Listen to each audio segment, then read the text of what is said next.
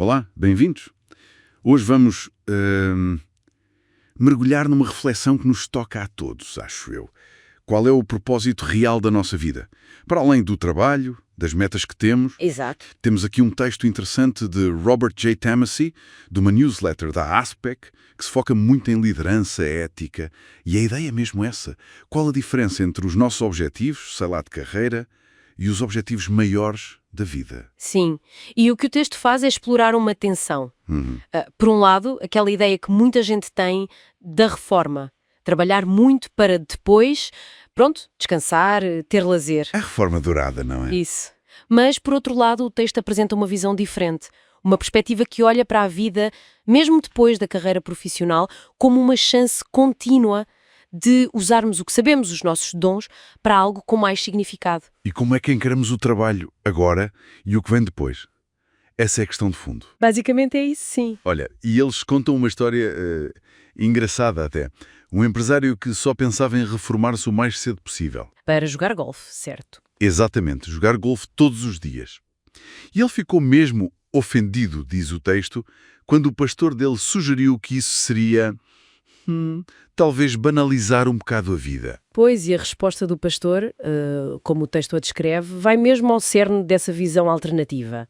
A ideia é que o nosso chamado, digamos assim, não é só para nós, para o nosso prazer. É mais sobre usar os talentos, as capacidades, que nesta perspectiva vêm de Deus, claro, para fazer a diferença, influenciar o mundo de forma positiva. Ser um influenciador para o bem, como dizem. Precisamente.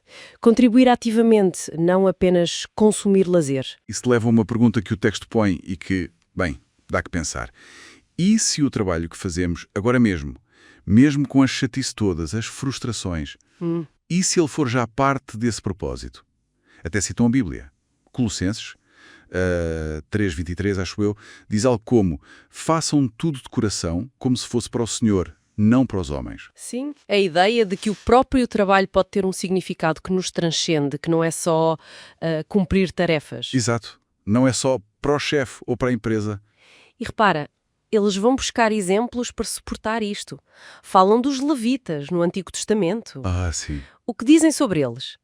Bem, aos 50 anos, eles retiravam-se do serviço mais ativo, do dia-a-dia do templo, mas não iam embora jogar golfe.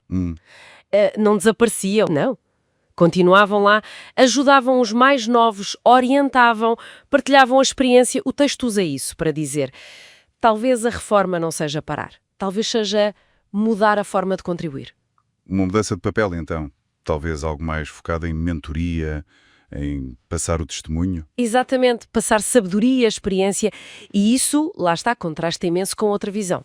A de acumular só para depois... Precisamente, acumular riqueza só para se retirar e fazer coisas que, segundo o texto, não têm impacto eterno. O golfe aparece outra vez como essa metáfora do lazer puramente pessoal. E eles reforçam isso com o Sermão da Montanha, não é? A ideia de juntar tesouros no céu. Sim, Mateus 6. Não acumular só o que a traça e a ferrugem destroem, mas investir em algo que perdura. Ou seja, focar em ações, num legado que tenha valor para além do material, do temporal. Exato. No fundo, o argumento principal que eles desenvolvem é esse. Dedicar a vida só a trabalhar para uma reforma de passatempos pode saber a pouco. Pelo menos do ponto de vista de um propósito maior, deixar uma marca. Isto, claro, dentro da perspectiva cristã que o texto apresenta. Fica claro, então, que a mensagem central é um desafio.